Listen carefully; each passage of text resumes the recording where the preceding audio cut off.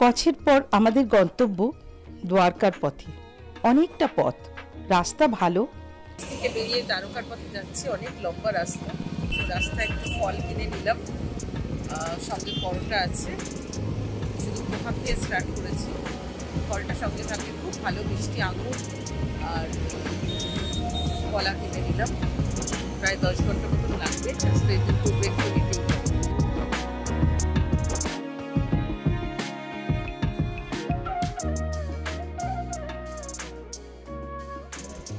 পাচ্ছি। বিরাট বড় পেট্রোল পাম্পের সঙ্গে লাগানো রাস্তার উপরে খুব বড় ধাগা।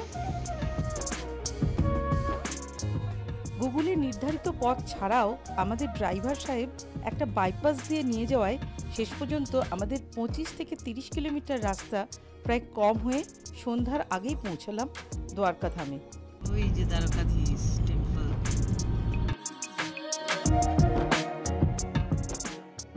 Welcome to my channel just for ডকো পামেলা। আমরা লিটল রান অফ কচ্ছ থেকে 400 কিলোমিটার ট্রাভেল করে 8 ঘন্টা লাগলো আমাদের দ্বারকা ধামে এসে পৌঁছালাম। এখন এসে পৌঁছে সানসেট পয়েন্টে এসেছি, সূর্যাস্ত দেখছি আরব সাগরের ওপরে। আর এখন এরপরে যাব দ্বারকাধীশ মন্দিরে সন্ধ্যারতি দেখতে। কাল সকালবেলা পুজো দেব, বাকি তারপরে রুক্মিণী দেবী টেম্পল, বাকি বেদ দ্বারকা সব কালকে। কিন্তু আজকে আমাদের হাতে এতটা সময় পেয়ে গেলাম বাইপাস হয়ে আসার জন্য। রাস্তা খুবই ভালো, মাঝে মাঝে কিছু কিছু জায়গা একটু খারাপ ছিল।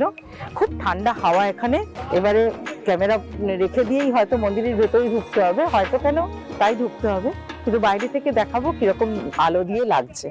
আরব সাগরের সূর্যাস্তকে চোখ ভরে উপভোগ করলাম এবং প্রথম সন্ধ্যায় দ্বারকাধীশের আরতি দর্শন করে হৃদয় ও চর্মচক্ষু সার্থক করলাম।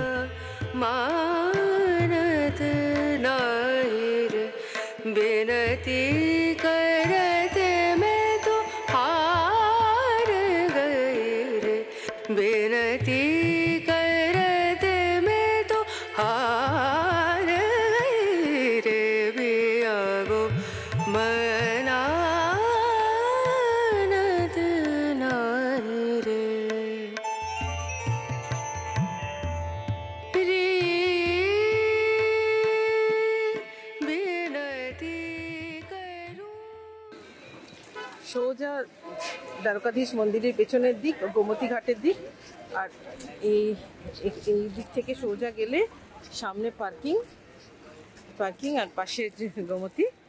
আর এই রাস্তার উপর আপনাদের বলে দিই যে যারা আসবেন, বজরং বলে একটা চায়ের দোকান আছে, অসাধারণ চা।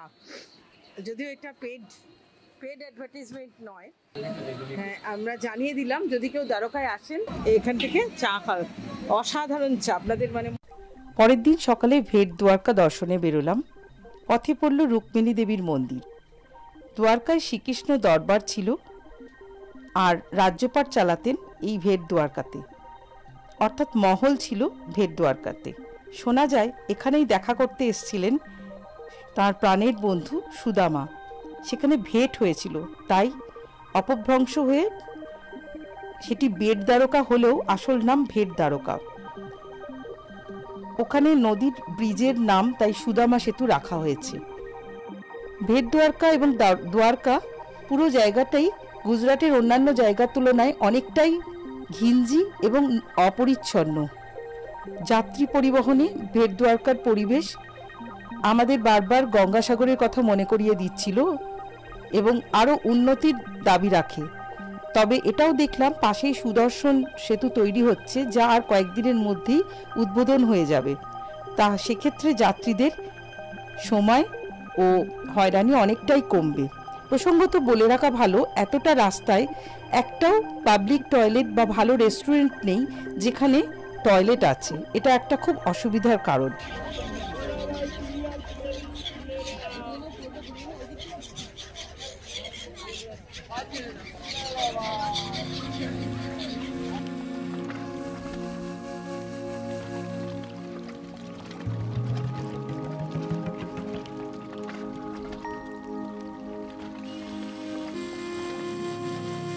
এই ভেটদ্বারকাতেই আছে পৃথিবীর একমাত্র হনুমানজির পুত্র মকরধ্বজের মন্দির। আমরা ভেটদ্বারকায় মন্দির দেখে এখন যাচ্ছি মকরধ্বজ হনুমানজির মন্দিরে।